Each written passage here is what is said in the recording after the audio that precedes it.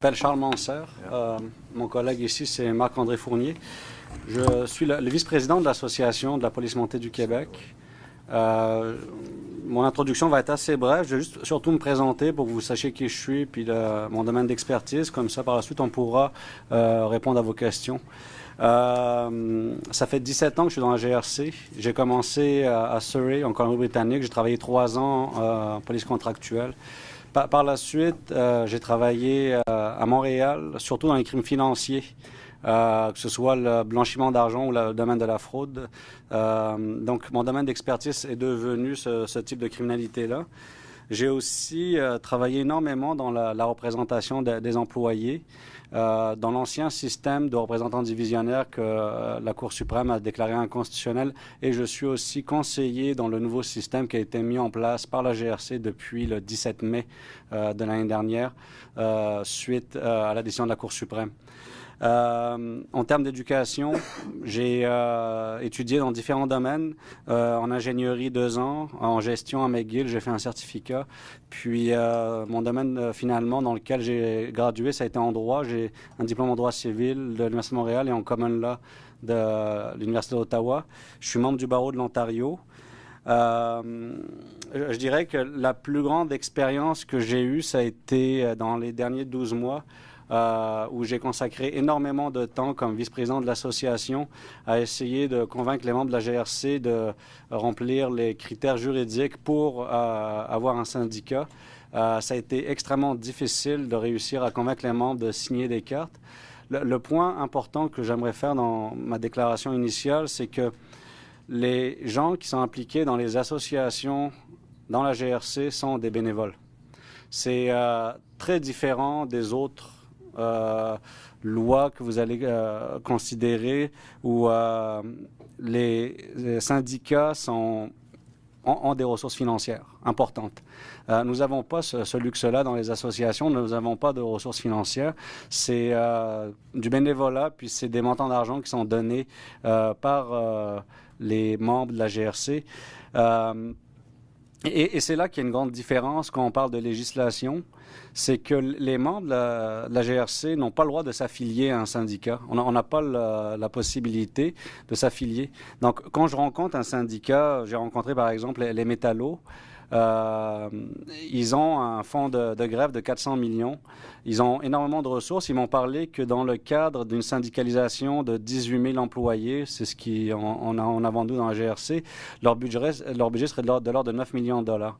On est loin d'avoir des millions dans notre budget. Donc, mon commentaire que je dirais d'ouverture, en termes de... Si vous voulez avoir un meilleur service pour la population, ça va être de régler rapidement cette question de syndicalisation-là, en tenant compte de l'absence de budget, en tenant compte que les gens comme moi ou Marc-André ou d'autres personnes sont des bénévoles, on fait ça sur notre temps personnel, et le plus rapidement on arrivera à un syndicat, le plus rapidement toutes les questions que vous avez en avant de vous, qui sont en ce moment sur votre table, vont pouvoir aller vous pourrez les enlever de votre table et nous les donner à nous. Pour qu'on puisse en débattre dans un système équilibré avec l'employeur. Je vais répondre à vos questions. I'd like to start with Senator Jaffer and then Senator White. Merci. Merci beaucoup pour votre présence. Nous apprécions beaucoup. When you appeared on C7, you spoke about that there were a number of exclusions and you were quite vocal in the internal grievance process, and you were saying that at the moment there is an internal grievance process run by the RCMP, and these internal grievance decision makers are commissioned officers, but they're below the commissioner, and aside from the bias inherent in that, they cannot make decisions that the commissioner does not like. Do you still hold that same opinion? Can you just repeat the end about the commissioner? Right. That these officers are sort of immediately under the commissioner of police, and they tend to make decisions that the commissioner likes. That's what you said last time, and I wanted to know if the situation is still the same. La situation est encore la même quand on parle du système de grief interne de la GRC. Le système de grief interne de la GRC a été réformé récemment depuis novembre 2014. Il y a eu des améliorations qui ont été apportées. Ces améliorations-là sont insuffisantes et l'élément important que je crois doit être compris, les membres font des griefs pour essayer d'avoir un remède à un problème. Les décisions prennent, dans l'ancien système, prenaient 5 à 6 ans pour arriver à un résultat. Aujourd'hui, prennent 1 an, 2 ans. Si on essaie d'approcher les officiers pour régler les problèmes, et les problèmes ne sont pas réglés, je dois aussi aller au-delà du système de grief, qui est une portion infime qui a été touchée par C-42 en novembre 2014. Et je dois aussi vous parler du système disciplinaire de la GRC. Le commissaire est venu ici et a demandé dans le passé des pouvoirs étendus pour pouvoir régler les problématiques à l'intérieur de la GRC. Ces pouvoirs étendus lui ont été donnés dans C-42. Qu'est-ce qui s'est passé avec ces pouvoirs étendus en relation avec le système disciplinaire? Il y a eu, avant novembre 2014, par année, environ 200 dossiers disciplinaires. En 2015, il y en a eu 700, 3 fois et demi plus de dossiers disciplinaires. Ce que ça sous-entend sur le terrain pour les membres de la GRC d'avoir en 2015 3 fois et demi plus de dossiers, puis en 2016 encore beaucoup plus, c'est que les membres de la GRC ont des craintes d'avoir des procédures disciplinaires contre eux. La plupart des procédures disciplinaires qui ont été initiées, et je parle d'expérience, de ce que j'ai vu comme conseiller et comme vice-président de l'association, sont frivoles, elles ne sont pas fondées. Il y a eu un mot d'ordre qui a été donné par le commissaire puis qui est descendu dans la chaîne de commandement que si vous n'initiez pas des procédures disciplinaires, vous allez être personnellement responsable. Les officiers ont donc des craintes, ils initient ces procédures disciplinaires-là. Ce que ça sous-entend en termes de ressources, c'est que des membres qui sont accusés, qui considèrent être accusés de façon frivole, sont désengagés. Et quand ils restent dans la GRC, ils n'ont plus ce même engagement-là qu'il y avait.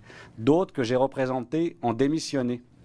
Un membre en particulier a eu 3 accusations disciplinaires pour avoir fait son travail correctement, mais l'officier a considéré que c'était suffisant pour initier des procédures disciplinaires.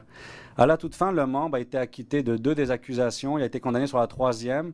C'est en processus d'appel. Je suis convaincu qu'il va être acquitté sur la 3e. Mais le membre a démissionné. C'est un membre qui avait 11 ans de service, qui était extrêmement qualifié. On parle de problèmes de ressources, mais ce que je dis, c'est que essayons d'utiliser convenablement les ressources qu'on a déjà en ce moment. Le membre qui est parti avec 11 ans de service, c'est un membre qui était extrêmement qualifié, qui était extrêmement bon. Il est allé chercher un emploi ailleurs. Il travaille ailleurs. Donc, c'est le système de grief, oui, mais il y a d'autres problèmes aussi au niveau du système disciplinaire. Senator White and then Senator Dagenet. Thank you very much, Mr. Chair, and thanks to the 2 witnesses for being here. My question surrounds contact with members of the RCMP. Within most workplaces, it's a single location or maybe a couple of locations where contact with potential future union members is done through bulletin boards and things like that. Is it true that you're not permitted to have access to the internal mail system to contact members of the RCMP just to engage as to whether or not they're interested in certification? C'est une excellente question. Je vous remercie beaucoup. Go ahead. Je préfère répondre en français. Ça va être, mes réponses vont être plus précises en français. C'est parfait. C'est une excellente question. La question de comment aller rejoindre les membres est un problème important. On met ça en contexte, une fois de plus, on n'a pas les ressources financières comme un syndicat pour aller se présenter en avant de chaque immeuble tous les jours pour essayer de rencontrer les membres. On n'a pas cette capacité-là financière de le faire. Donc, on ne peut pas utiliser le système de courriel, c'est interdit. Je le sais qu'il y a des personnes qui ont envoyé des courriels qui appartiennent à des associations qui font face à des procédures disciplinaires. Le fait qu'ils refusent d'utiliser le système de courriel, nous avons vérifié la question, ça semble être à l'intérieur de la loi. L'interprétation qui a été faite par la Commission des relations de travail de la fonction publique interdit l'usage du système de courriel. Mais ça nous laisse quoi alors pour rejoindre les membres? Sur les lieux de travail. Sur les lieux de travail, la loi le permet en dehors des heures de travail, c'est, je crois de mémoire, l'article 187 de la loi des relations de travail de la fonction publique. Ce problème, moi personnellement, j'y ai fait face parce que le 20 mai l'année dernière, 2016, accompagné du président Paul Dupuis de l'Association de la police montée du Québec, nous avons été informer les membres de la GRC à Montréal, dans le quartier général. Nous les avons informés que nous avons loué un local à côté, sur la rue Green, un local commercial dans lequel ils pouvaient venir pour répondre à leurs questions ou signer des cartes.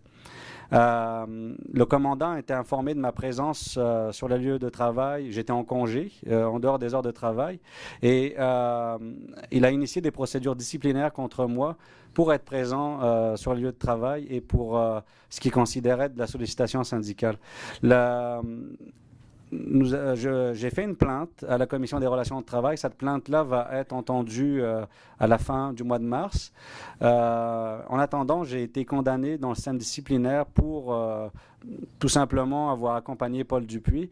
Paul Dupuis, lui, n'a pas été accusé, je ne sais pas pourquoi, mais le processus de signature de carte est extrêmement difficile. On a un manque de ressources pour le faire et je crois que s'il y a un message à passer aujourd'hui ici, là, c'est le plus rapidement on arrivera à un syndicat dans la GRC, le plus rapidement les problèmes vont se régler. Mettre un système avec 40 ou 50% de cartes à signer, c'est extrêmement difficile à atteindre, d'autant plus qu'il faut tenir compte du contexte spécifique de la GRC, où en ce moment, on est 3 associations. Celle du Québec est restée au niveau provincial, donc on ne fait pas partie vraiment du problème, mais il y a 2 associations qui se confrontent et qui ne veulent pas se regrouper en ce moment. Donc, quelle que soit la solution que vous allez trouver, vous allez devoir arriver à une solution où ça va tenir compte de la dichotomie qui existe avec les 2 associations existantes. Oui. Time is relatively short, and we do have a number of other members that have questions. So if you just want to conclude your remarks there, please. J'ai terminé la réponse, donc moi, je vais prendre la prochaine question. Yes, if I may, with a follow-up, supplement, is that okay? Yeah, please. Yeah, I will. No, and I appreciate. I mean, in your case, it's in relation to Quebec, but do you understand that that's also an issue with any other organization who's trying to certify across the country in 800 communities, isolation from Tuktoyaktuk to Fogo Island? Is that correct with those organizations as well?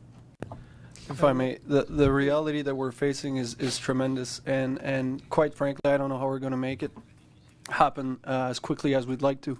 And just to add on to your previous question and you're asking, and I'll let you guys come up to your own conclusions, but to understand what kind of employer we're facing right now, you have code of conduct situations like Mr. Manser is facing right now, which you have to ask yourself, what is the end goal for every of this? If we were here to, and it has been said by the previous associations as well, our goal is to work with management to better our situation. And all the steps that have been taken so far show us otherwise. I had to take my personal trailer and my personal truck, park it in front of our HQ in Montreal, and set it up so that members will come inside and sign. And the main thing we faced was like the people were afraid of even getting in my trailer because they're being videotaped, and they didn't want that to hinder their career. So I let you come up to your own conclusions as to what we're facing as far as all the other problems that we may have financially or territorially, but we're also facing a big machine, and it's going to be hard to make it happen. Merci beaucoup. And then Senator Meredith. Merci, Monsieur le Président. Alors, merci à nos 2 témoins. Si je vous ai bien compris, Monsieur Manser, c'est que l'employeur ne vous facilite pas la tâche pour faire signer des cartes d'adhésion. Autrement dit, tout ça doit se faire à l'extérieur. Et vous avez, puis votre collègue a mentionné que si des fois les gens étaient vus dans son camion. Alors, évidemment, c'est pas facile.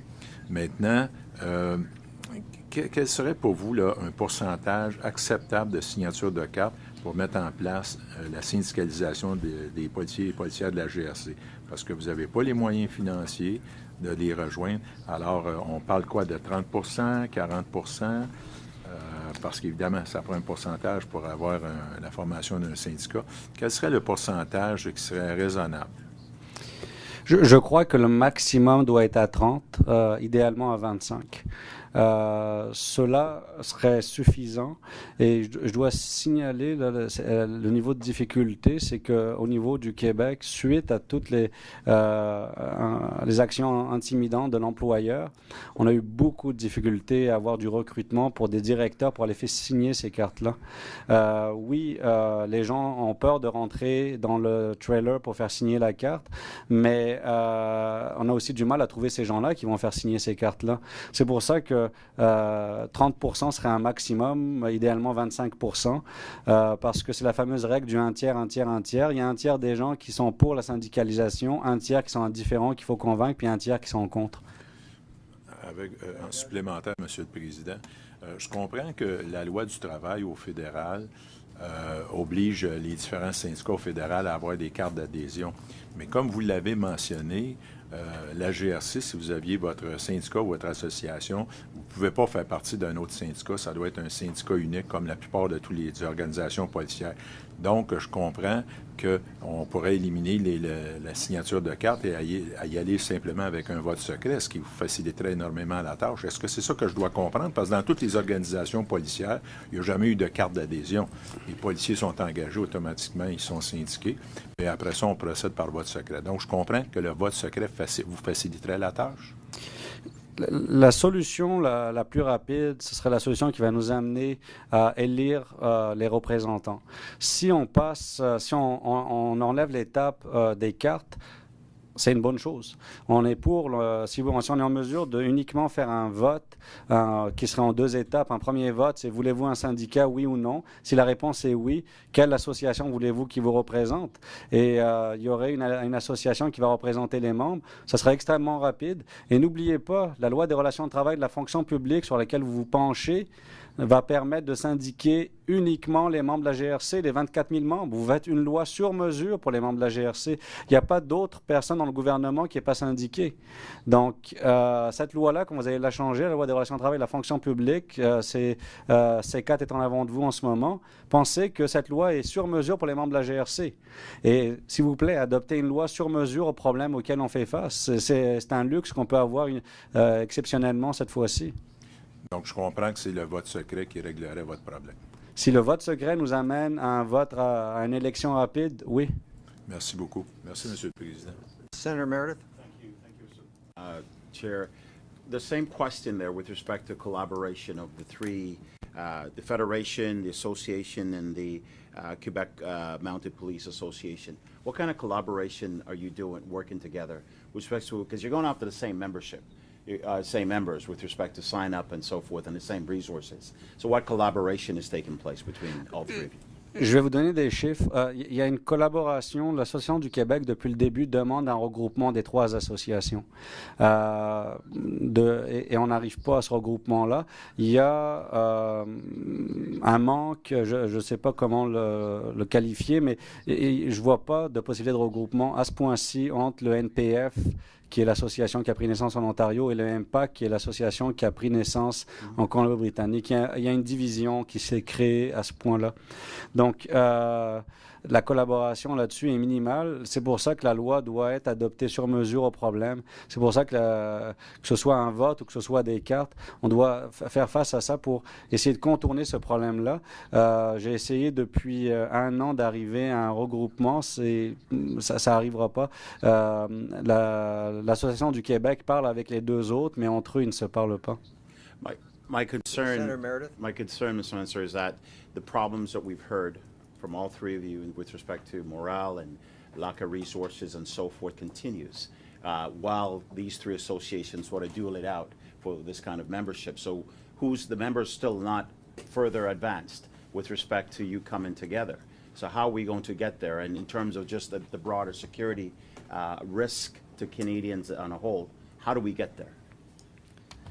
I'm going to just tell you one thing very important. The faster we have an election, so we can select the members that are going to represent the other members, the better it's going to be. Les associations, à ce point-ci, en fait, ce n'est qu'un contenant. Le contenu, c'est cette élection. Et c'est tout simplement d'adopter une loi qui va nous permettre d'arriver à cette élection-là. Que ça va être, on pourrait même réglementer l'élection de base, mais c'est essayer d'arriver d'une autre façon, je vois pas. Il y avait peut-être un commentaire de... In short, if you were to ask RCMP members tomorrow to take a vote, whether or not they're gonna vote for a union or not, I think that's unequivocal. It's yes. Members want a union out of the members that are going to vote. Now, whether or not who's going to represent them, that's another story. But the thing is that you need to realize is that if you can provide us with a legislative framework that gets us to be accredited as fast as possible, or more easily, if you will, then members are going to get representation. Representation is going to get us better resources, better pay, better everything, and all the issues that we've discussed here today. Do you want to just follow up very quickly, Senator Meredith? No, it just sort of ties into, yes, and we get that. Know that we need to ensure that we have legislation so that you're fully accredited and so forth. On the broader scope, Mr. Mansour, you talk about your background in finance. And we see that there's been over 300 identified sort of, individuals in Canada that's been, radicalized, and the fact that 400 cases have been identified with respect to terrorism finance. Can you elaborate for me as to what needs to be done on that front, given the fact that your membership is the ones who investigate and bring these charges to the fore? OK.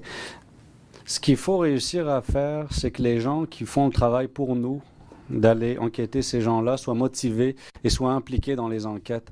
À ce point-ci, les gens ont peur de se retrouver avec des plaintes disciplinaires. Ils ont peur de poser les gestes nécessaires que l'enquête leur impose.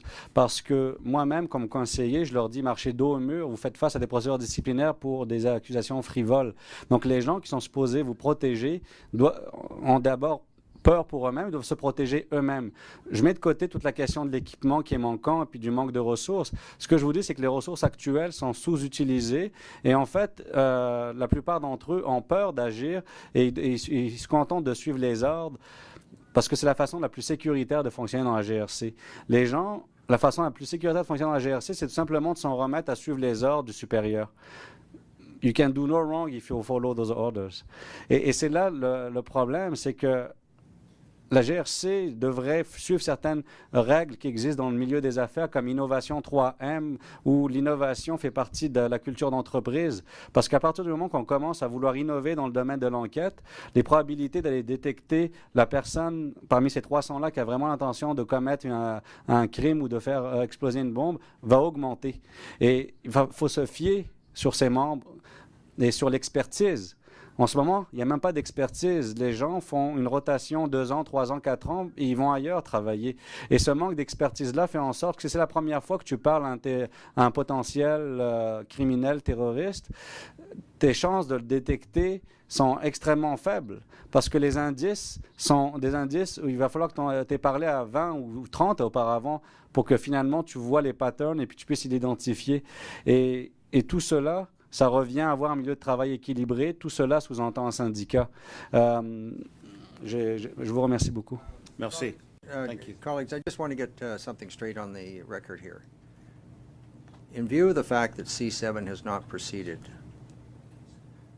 am I to understand that you're in a position that you really cannot organize because there's not a legislative framework in place to be able to put your whatever union is chosen to put it in place for the purposes of negotiating a collective agreement. Am I understanding correct? La réponse courte, c'est en ce moment avec la loi actuelle des relations de travail de la fonction publique. C'est la loi qui s'applique en ce moment sur nous. Cette loi exige 40% de cartes, une preuve documentaire de 40% de cartes. Et on n'a pas le 40%. Et les associations prises individuellement n'ont pas ce 40% et même mis en groupe, on n'a pas le 40% de cartes. So just so we get clarified, so you're working under the Public Service Staff Relations Act as it presently exists and for the purpose of what you're doing? Oui. Yes. Okay. Senator White. Supplemental, if I may, Yes. Mr. Chair. And I put it in, I'm not sure if I got it. But if I understand correctly, C4, if the new legislation C4, not C7, but C4, public service staff relations legislation, it would allow you to go forward to a labor board without 40%. Isn't that correct? J'ai consacré au-delà de 20 heures à étudier cette question-là. Et C4, je l'ai ici avec moi. Ça dit spécifiquement dans la dernière forme actuelle que il faut convaincre la Commission des relations de travail que l'association représente la majorité des employés. Je ne sais pas comment ça va être interprété au niveau de la Commission des relations de travail. C'est l'article 64.1a.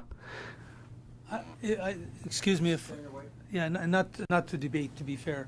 My understanding was that you have an opportunity to appear and explain why the majority is not available to you. In the case of the RCMP, with 800 communities, 700 and some detachments located across every province and territory, from here to Timbuktu and back, my understanding is there would be an opportunity in that legislation. And to be fair, I got that from the other two organizations who are trying to look for a national police association or union. My understanding was that C4 would allow that to occur. Hey, look, you're legally trained. I'm not. I would say it would depend on your definition of majority. If majority is 50 plus 1, we're going backwards in time because right now we have to satisfy the 40%. The solution offered in Section 65, it says that the board may order that the representation vote be taken. That's right. So that could allow it. It gives you an argument.